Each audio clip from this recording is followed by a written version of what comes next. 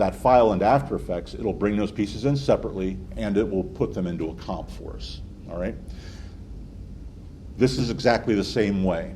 So my Illustrator file is set up. If I take a look at my layers, this is where planning comes into play.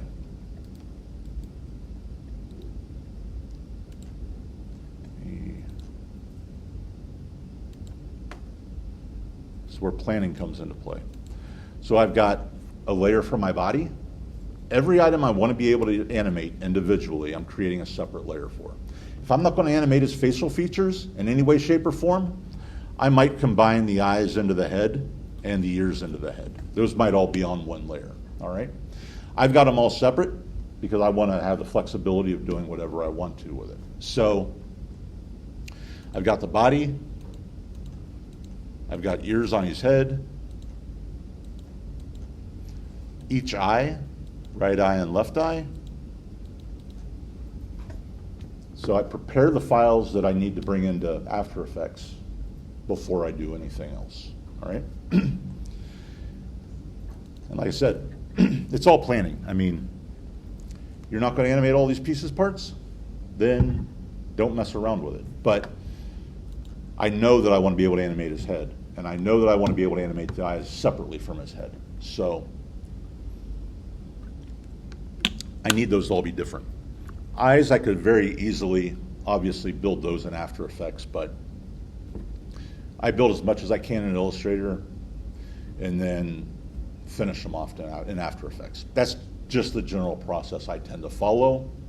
Everybody does it differently. I know After Effects artists that do all of their artwork in After Effects.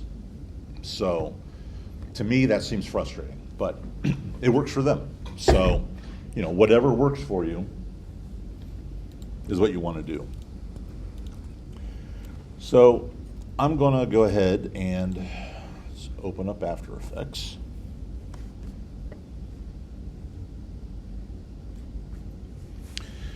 And with a new project, I'm going to import Bob.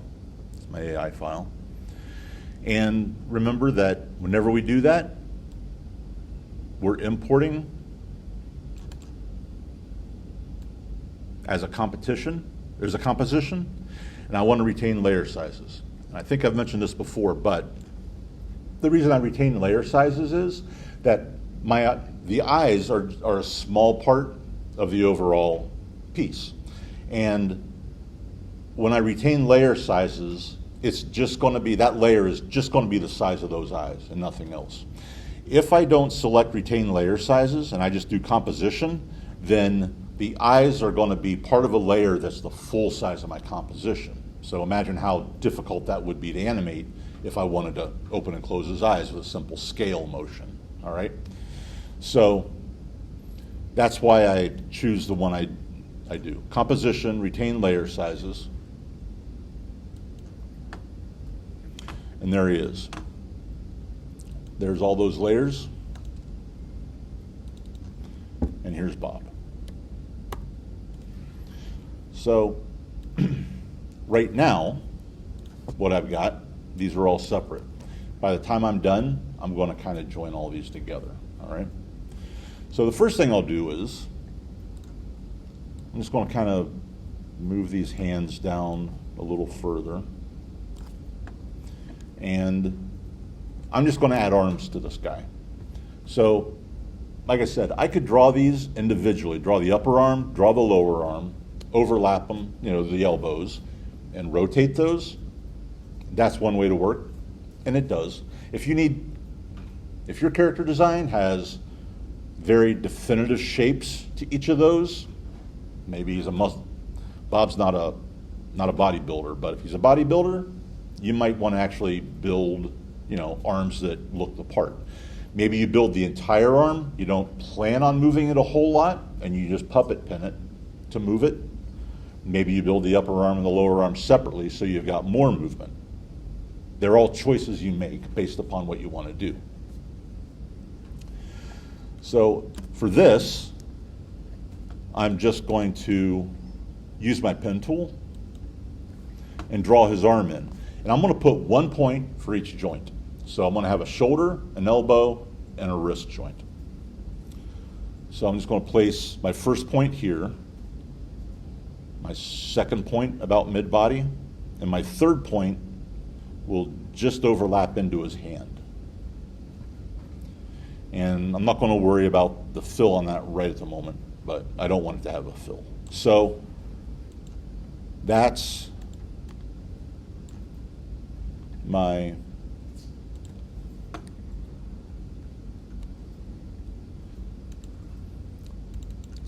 arm.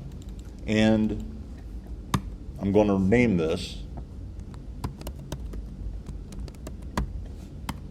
left arm, all right? Take the time to name everything. So when I use the pen tool, there's a contents category under that shape. If I open that up, shape 1, and it's got a fill, a stroke, and a path. So I don't want the fill, so all I need to do is turn the fill off. But I do want a stroke on it. So if I open that up, and pull this up here so we can see more, you'll notice that there's a bunch of different options for the stroke. Set the color, which I'm going to do. I want the color to be the same as his shirt. So I'm just going to grab that eyedropper, click on his shirt, and then I'm going to make the stroke width overall something kind of like that. Just make that width to your taste. But it's all still pretty even all the way through there, and most arms have a little bit of taper, and I want a little bit of taper to this arm. So I'm gonna, down here I'm actually gonna put a butt cap, is just the line, or the stroke comes to a sort of a abrupt end at the point. I'm gonna change that to a round cap, and then I'm gonna make his elbow rounded. I don't want it to come to a point that way, so I'm gonna set that to a round join. And you'll see whenever we move it around, that'll give it more of a rounded kind of a look. And then there's this taper option, and I'm just going to open that up, and I'm going to set my end length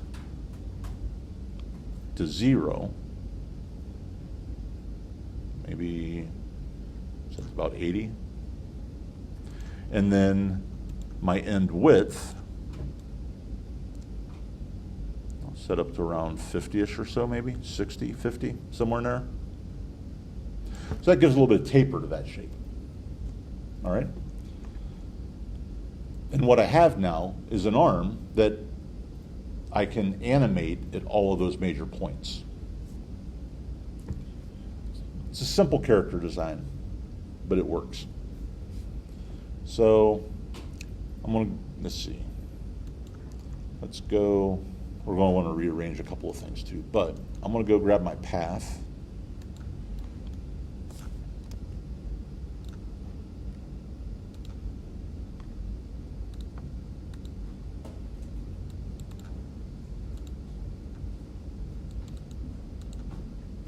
And I can still move these around and adjust them a bit.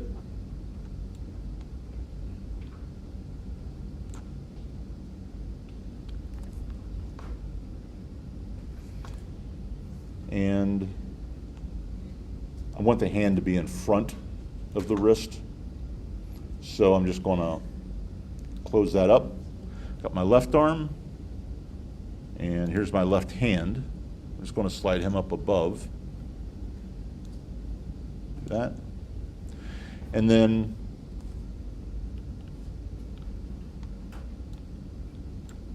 I just need to kind of arrange things here a little bit. My arm's going in front of his face, so I want to make sure my arm and my hand fall behind his head. Might actually want to be behind the body, but we'll start it off there. And my arm setup is pretty much as simple as that. The same process works for the leg, both legs. If I don't want to go through all those steps again though, I can just grab that left arm, copy it and paste it, rename this right arm, and then if I right click on it, control click on it, go to transform, and I'm just going to flip it horizontally, and that'll flip him to the other side. So I've got both my arms now. That whole process works out best when you've actually got everything centered up in your space. If you don't have it centered up in your space, you got to move things around a little bit. But at least you've got that made. So let's look at parenting or setting this rig up. So I want to start with the head.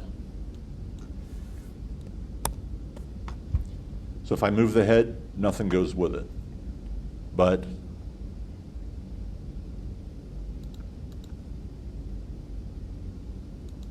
so here's his head, right eye and left eye. I want to parent those to the head. Any place my head moves, any way it moves, I want those eyes to go with it. At least in my case I do. So if I select both my eyes, use that pick whip tool, and I'll just parent those to the head. And I'm going to do the same thing with the ears, although I like to try to keep stuff together. Bring the ears up behind the head, parent that to the head. So now, if I move my head, all the pieces parts go with it. If I'm going to want to animate my head, rotate it. Right now, the rotation point's right in the middle. That's actually probably not a super realistic movement. If you're doing a South Park style animation, it actually probably is. But so I'm going to move that center point down to basically where the head would join the neck, roughly. And it's just all kind of to taste. If I select that, now I'll select my rotation tool now. Now he's going to rotate in a more realistic position, right? So now I want to keep up this parenting kind of a thing. So any place my body moves, or any way my body moves, my head's going to go as well, because body, think of your own body, how it's all set up. I'm going to go ahead and parent the head to the body.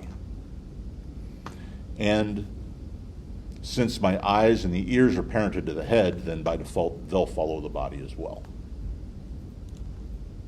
So grab that body. Now if I move that around, all right. So here's where it starts to get more fun. So that's just setting everything up. Legs work the same way. So let's look at this arm. So what we want to be able to do when we animate our arm is be able to move all of these joints. So I've got, and actually I need to open up my arm and select my path. Select the actual path. And under the window menu, if you go to the bottom, there's a create nulls from paths. Every copy of After Effects has this, which is why I start this off this way. If you create nulls from paths, it's going to give you, and this will probably be a window that just floats in your screen, but actually we'll leave it up here. I'll open it up though. There are several options here. Points follow the nulls, nulls follow points, and trace path. We want points follow nulls. So what this is going to do is create a null on top of each of those points that we can move, and then move the points. So if I do that, watch what happens to my arm, and it's going to add more elements to my timeline. So you'll see that it adds 4 items that are nulls. The one that's selected right now is the wrist. And if I move that null, the points move with it. If I select this one, same thing with my shoulder. All right? So this is the rigging. So everything else we kind of need to set up ourselves. We got to set up our parenting and whatnot. Within IK setups or FK setups, utilizing something like Duik or any of the other ones, most of those are all paid plugins you got to buy. But they will actually, not only will they set those nulls, but they'll actually set a connector like between the shoulder and the wrist, so that or even the elbow to the wrist, so that when I move one object, everything else moves in a slightly more natural way based upon this elastic band kind of a concept, all right? And you don't have to it takes the place of a lot of the parenting steps that I'm going to do here. But it's and actually those rigs give much more natural movement. If you want to dance a guy around a screen, it might actually be better, although you can certainly do it following this process. So we've got each of these that move, and I'll do those to both arms. So I'll select my right arm. I got to make sure I have my path selected for that. Select the path, and then since I've already got this up, I can just create nulls from points for that as well. So I've got nulls for both of my arms. And I still have to parent all this stuff, because if I close these off, if I grab my body, those still don't go with it. And if I try to parent, I'll do it with the left arm.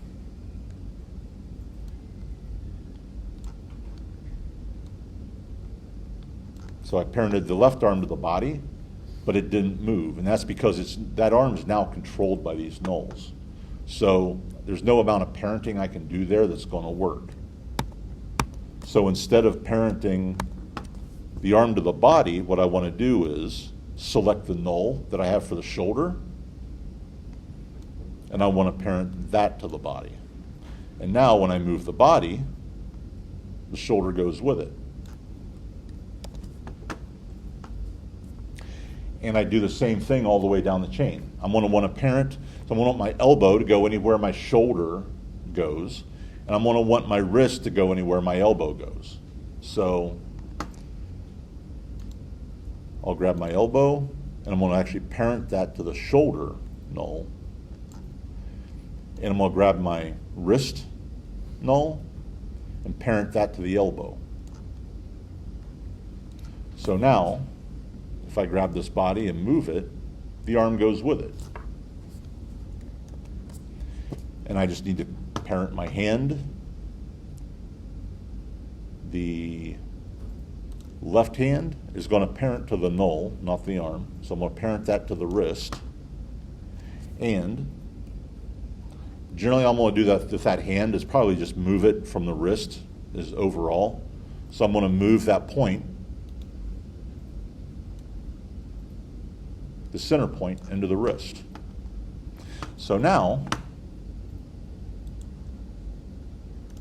if I move my elbow, I did that, but I didn't. Oh, I parented that wrong. So left arm, wrist. Now let's try that. Now that all goes. If I grab the elbow, null, everything goes with.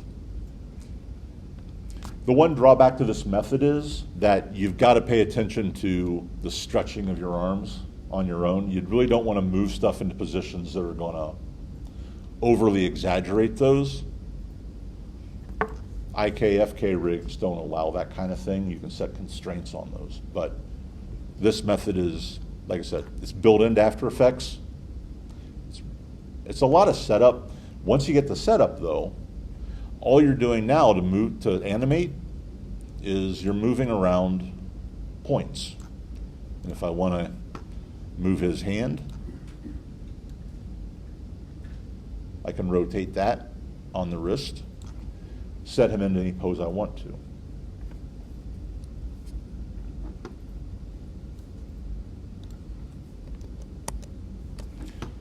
And let's zoom back here. But you see, I've got an awful lot of layers and I don't even have my legs set up. So, you know, if I select this right arm wrist, you want to name all this stuff. So I'm going to name this right wrist, right arm. Usually I'll do a right arm with a pipe wrist.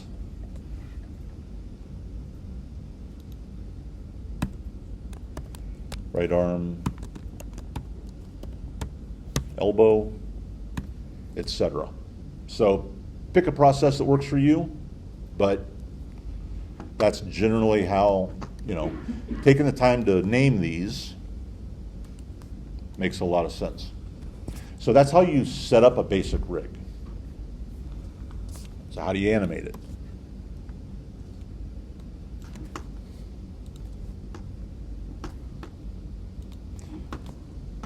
This is pretty straight ahead, straightforward animation from this point. It really is a matter of, I'm just gonna, let's see, I'm gonna animate, how am I gonna animate him? I'm gonna rotate him from the arm, the shoulder, the elbow, and the wrist. So I'm gonna grab all of these, tap the P, and I'm gonna start by actually, I'm going to keyframe the elbow and the wrist in these start positions. Move ahead to a second or so. I'm going to grab my elbow, move that up, grab my wrist, move that up. And I probably should have set a keyframe for his hand. So I'll slide my playhead back, grab the hand, and this is just going to be a rotation, so I'll set a keyframe there. And when he gets up here, I'm going to rotate that up like this.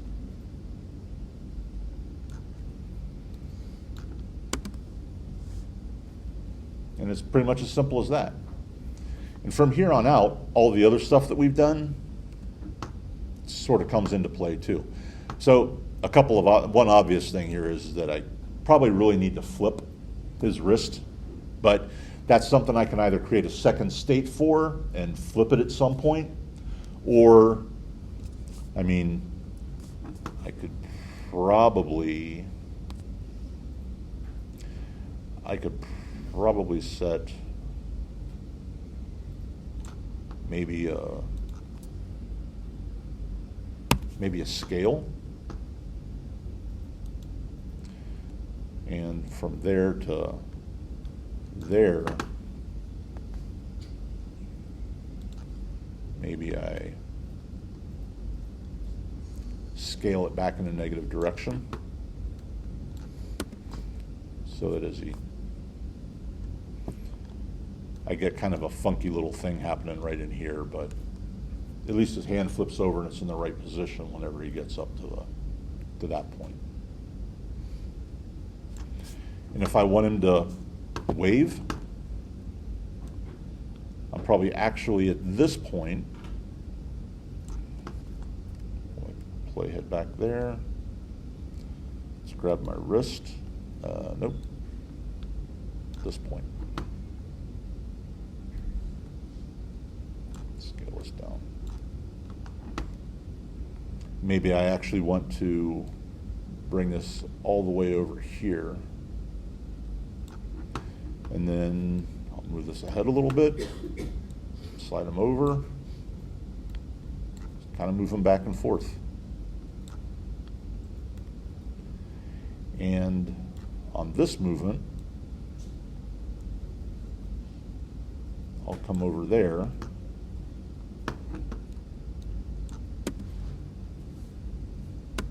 It's a little fast. I can slow that down by selecting all of these keyframes together. If I hold the Option key down, whenever I do that, I can stretch that timeline out. All of those together. Now and his hand probably needs to rotate. So I mean, I can take all of these things, maybe at this point, or yeah, at this point, grab his hand, rotate it there. At this point,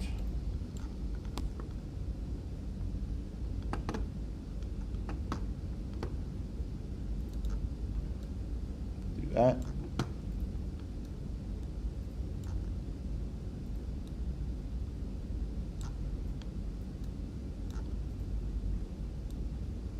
There.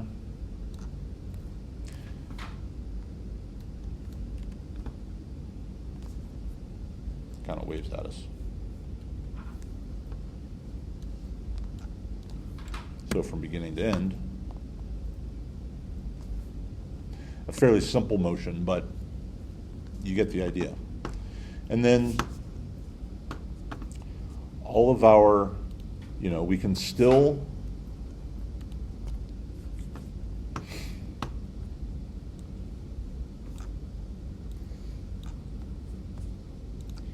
ease all of these motions. Right click on those, keyframe assistant. I'll just ease those in and out. Give it a little more fluid movement.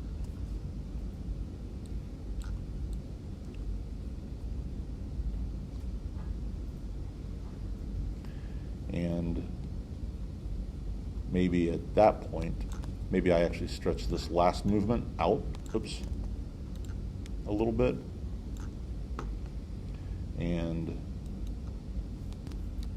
I want to copy this, paste it back over here,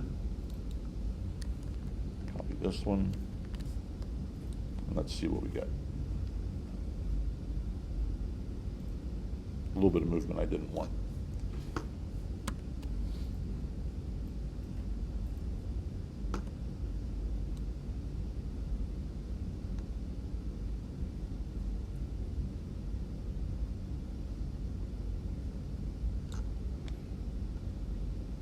This position needs to stay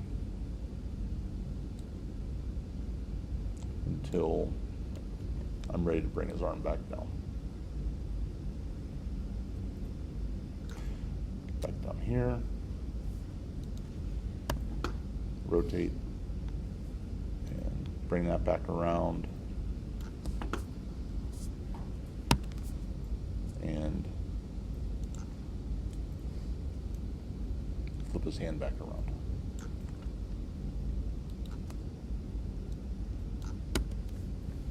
So overall, still some movements in there that I don't want, that I need to fix. And primarily that's because I need to sort of arrest this scale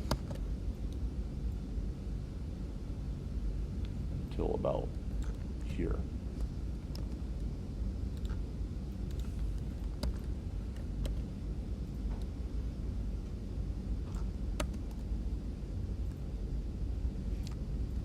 That flipping of the hand doesn't look super good, but I could add something else in there to kind of do that. But that's very simple kind of character animation. So it's really just, once you set up a character rig like that, it seems like a lot and it looks complicated, but paying attention to those, to a lot of those processes, the script, to be able to create nulls from paths, whatnot. Just after you get that all set up and everything parented up correctly, and remember, you can always just look at your own body to figure out how those are going to work. You can set him up to do pretty much whatever you want. You know, I set up his head to move. I mean, maybe whenever he waves his head,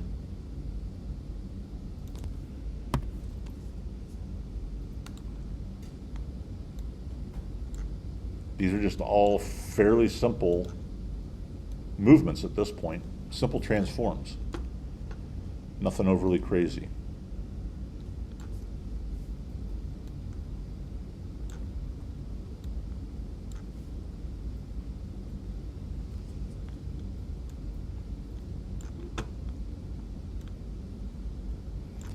Get there, grab his eyes, set scale on those.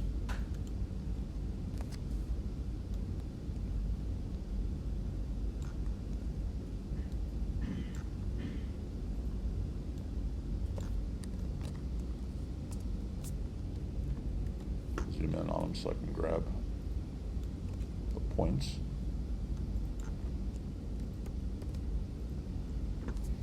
And maybe we open them and close them a couple of times. So see, there's open, closed, open.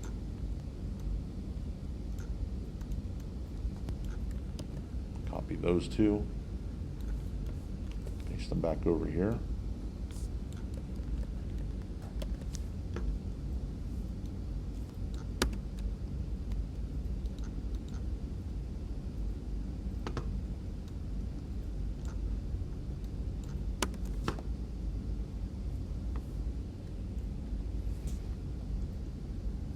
Move his ears, do whatever I want.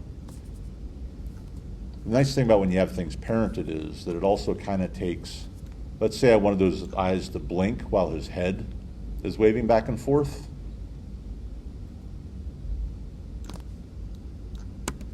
Slide those over and they blink independently of the head, but they move with the head.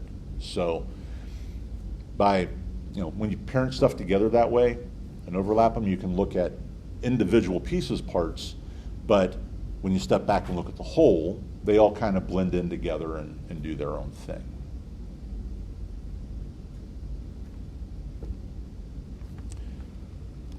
Pay attention to your easing, all of that sort of stuff. And you can do that pretty much any way you want. His arm moving up could be a little more, there's plenty of things to fix in that, but I think you get the idea. Once you get the rig set up, it's just simple moving positions of things, point A to point B, all the way along. And then adjusting positions of some of those keyframes so that they overlap in a more realistic kind of natural way. Is there anything in that you have questions about? Like I said, this first assignment we're doing, doesn't have to involve character animation. But I can certainly see ways you could use this kind of thing. So if you want to, jump into it. Character animation can be fun once you get into it and really start messing with it. I mean, most of my character animation actually didn't start in After Effects. I started it with Cinema 4D, 3D apps. And they all, the software works differently, but the concepts themselves tend to be the same. So it's, just kind of jumping in and going after it more than anything else. Have an idea in your head, jump in and figure it out, I've spent most of my career working exactly that way. So, my degree isn't in motion graphics, but I've done a lot of motion graphics over the years, and it's all just been through figuring it out for the most part. So,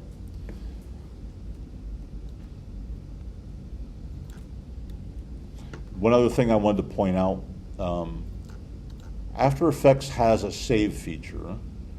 If you'll notice, back over here, I've got a lot of these character animations that I've done, and they've all got numbers on them. When you save files, it has an increment and save feature. Whenever you do that, it'll actually save a copy and put a number after it. And the good thing about this is when you increment and save, especially with a character rig, you get your character in, you get all the shapes built, and you're getting ready to do your rig. There are a lot of ways it can go south while you're setting up your rig, things you can mess up. You kind of want to have a place to go back to easily. So if once I've got this guy all set up, as I did in actually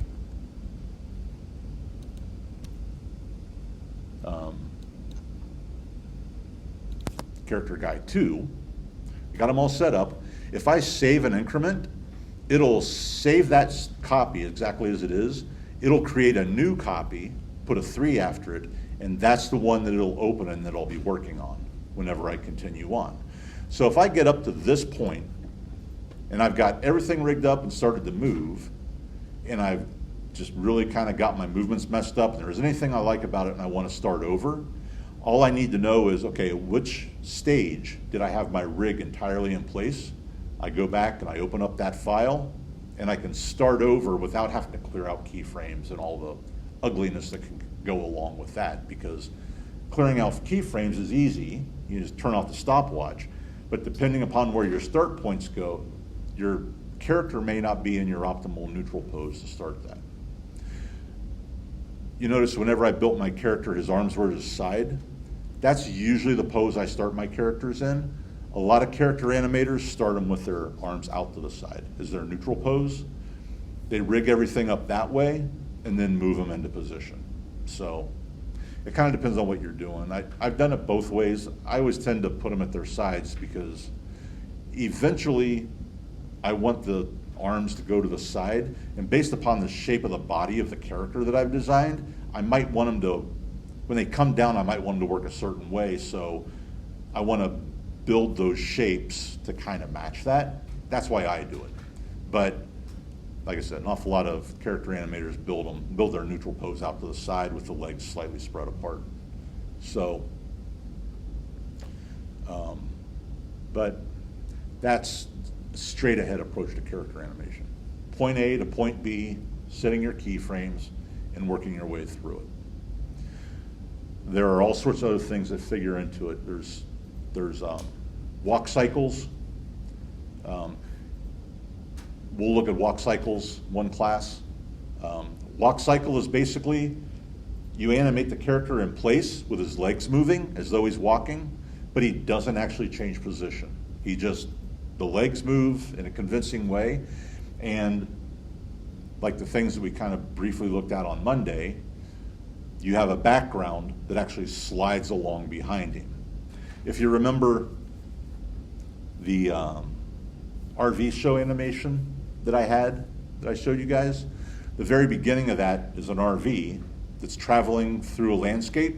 The RV sits in place. The RV bounces up and down, but the background is triple wide to the scene, and it moves through behind, but then the clouds also move within that to give that motion of covering distance and covering space. So a lot of different ways to animate characters. But that's a very basic, simple, out of the box way to start. All right? No questions about that? Yes. If we're interested in doing this sort of thing, can we try using like Duik or one of those plugins for this project? Okay. Sure can.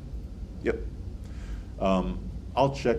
They just updated Duik, and supposedly there's a free version of it now, which I didn't know. The version I have is, I've got Duik Basil. I'll have to go back and look. I haven't used it in a while, so it may not even work with my current version. But yeah, absolutely, if you want to. They made a lot of changes. Like I said, I use Basil. Angela, it looks like I was looking at a thing on it the other day, a review on it the other day, and it looks like they changed an awful lot of stuff. So I don't know. If you've used it before, the new version might look different. But so you're in good shape. So, but yeah, absolutely. I mean, there are a lot of tutorials out there on those too. So absolutely, you can this project you can animate pretty much any way. I've done So, motion graphics artist that I've worked with before, she lives in LA now. She started with Nickelodeon and whatnot, did a lot of intro animations, that kind of stuff, but she got into holograms and motion graphics. So I've done a lot of hologram type of stuff with her on a very large scale. They're stages set for trade shows. It's much bigger than what we're doing here. But the example I just mentioned earlier about ants walking up a building, I actually did for her for a project in Houston. And there were 28 ant animations that walked up a building in and out of windows. It actually turned out pretty cool. But, you know, but these holograms, I mean, you got to kind of think about how you want to bring them in. And some things make sense to sort of fade in and fade out, you know, but some things don't. So give thought to it. There are all sorts, I mean, even refer to cinema. I mean, maybe, the sling rings that they had in the Avengers, Doctor Strange and whatnot, they would open those portals, they'd start and it'd sort of spin up. I mean, you can create effects like that in After Effects pretty easily to transition things in or out. You know, maybe it's a sling ring kind of thing that opens up and ghosts fly out or something flies out. I mean, any number of things that you can do.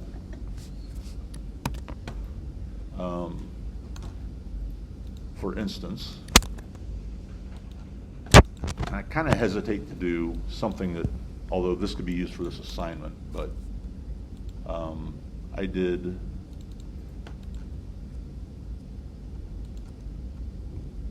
for instance,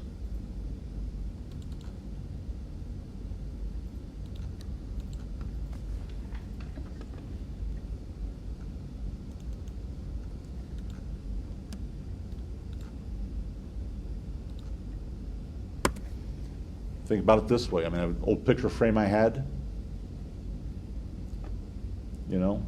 do something. I mean, any way that you want to approach this, you can approach this. In this particular example, the picture frame is simply a mechanism to bring my character into the scene.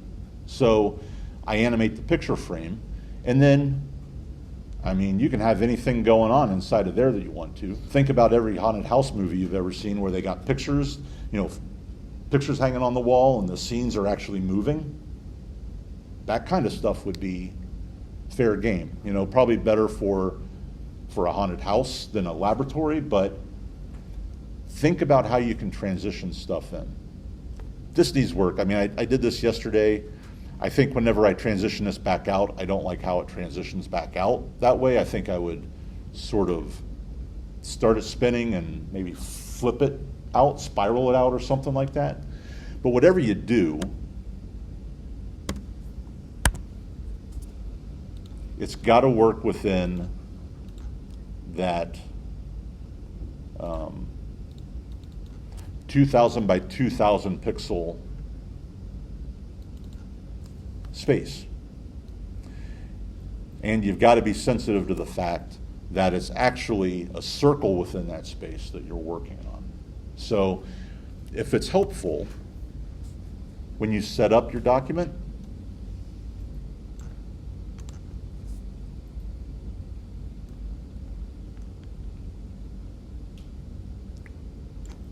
draw a circle over top of the entire thing that you can refer to make sure that whenever you animate this, it doesn't fly off into a corner and cut off part of it. All right? I mean, my construction of this is actually kind of simple. I've got a comp for the picture frame. Oh, I was going to show you that too. What time we got? Okay. I can do this in 5 minutes. So I create a comp of the picture frame, and if I open that frame, it's actually two parts. I've got the frame itself as well as the picture inside of it. So that's separate.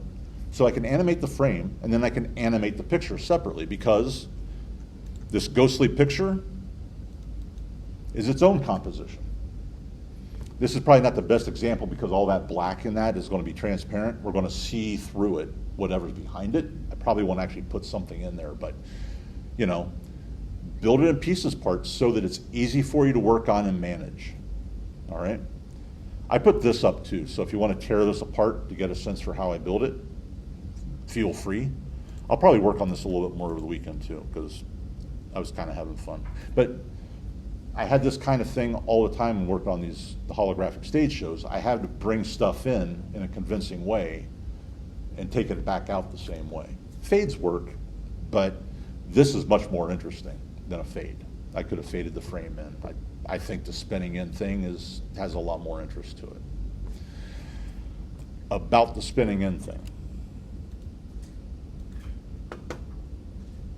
So you'll see that I've got a two-dimensional image, but I've given it three-dimensional quality.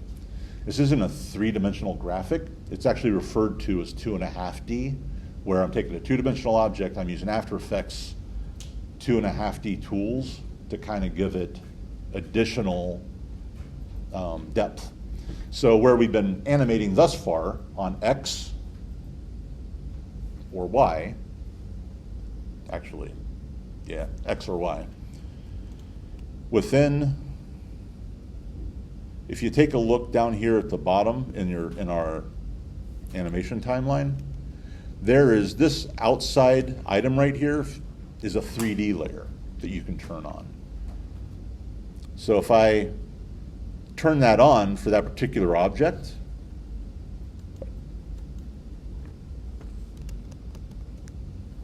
turn that on, whenever I select it, you'll see that I've got additional controls in 3D space. So not only can I rotate it left and right in that way, but I can also do it this way, 3 dimensions. So that's how I did the spin on thing. I invoked that 2.5D. The drawbacks to it tend to be, and you can completely work around them, but the drawback tends to be that when I spin this, let's see, let's get this back to a position where I can easily find what I'm doing. There we go. When I spin this around to the back, I see it's the same image, just sort of flipping it. So it's good for quick moves and that kind of thing. I've done picture frame backs, this exact same kind of a thing with picture frame backs before. What it requires is actually creating your initial animation, getting it the way you want it, and then swapping out a separate 2D image of the back of that picture frame into a separate comp. And then when your object whips around, you swap out the comps. You turn one off and turn the other one on. That one's active through a certain point, and when you get to that edge, that's not going to do it there. When you get to that edge, you flip it back to the other one. Very quick animations, that can kind of become a challenge to do, but if you're controlling it more, you got something, something floating there, and you just want it to do a lazy kind of a spin, you can 100% do that. It's something you can definitely do. So that's an extra dimension, if you will, that you could pull into this, Give some thought to it. I'll give you the weekend to kind of figure out what you want to do and have ideas, but I do want to know what those are on Monday, and I kind of want to see some idea, sort of sketching out of where you think you want to go, all right? So that's your assignment for Monday, all right? Go ahead and make sure that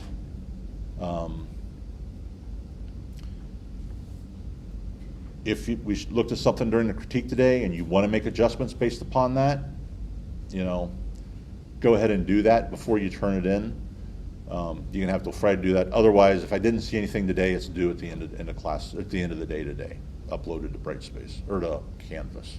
Don't forget to do the pro forma that goes along with it.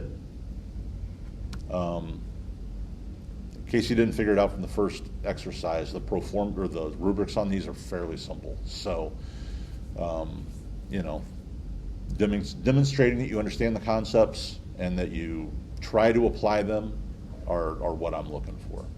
As long as you're doing that, you know, it's all good. So, make sure you got those done. If you did not put your email address in that Excel spreadsheet yet, please do so before you leave here. And then I'll see you on Monday with your ideas for this first assignment. Have a good weekend.